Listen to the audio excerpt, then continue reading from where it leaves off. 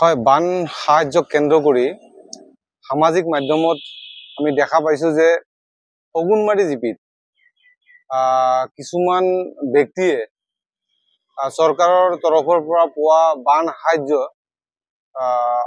বিক্ৰী কৰি আছে।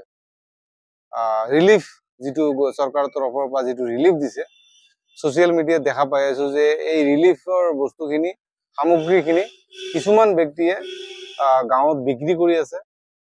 এয়া বৰ দুখজনক কথা, য'ত বহুত দুখীয়া মানুহ বান সাহায্য পোৱা নাই। চৰকাৰে যথেষ্ট পৰিমাণে ৰাইজক বান সাহায্য প্ৰদান কৰিছে, কিন্তু কিছুমান অসৎ ব্যক্তিয়ে, কিছুমান দুষ্কৃতিকাৰীয়ে এই বান সাহায্যৰ বস্তুখিনি সামগ্ৰীখিনি মানে কলা বজাৰত বিক্ৰী কৰি আছে। আৰু অগুনমাৰী জিপিত এই ঘটনাটো সংঘটিত হৈছে সোশ্যাল মিডিয়াত পোৱা মতে।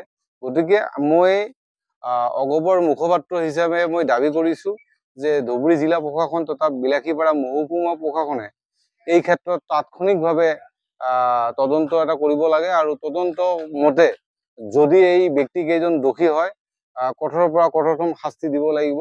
অন্যথায়, কাৰণ এনেকুৱা দুখীয়া মানুহৰ ৰিলিফৰ বস্তু যদি এনেকে কলা বজাৰত বিক্ৰী হয়, এয়া বৰ দুখজনক কথা। আৰু আমি চৰকাৰৰ তৰফৰ পৰা দাবী জনাইছো অতি সোনকালে এইটো তদন্ত লাগিব।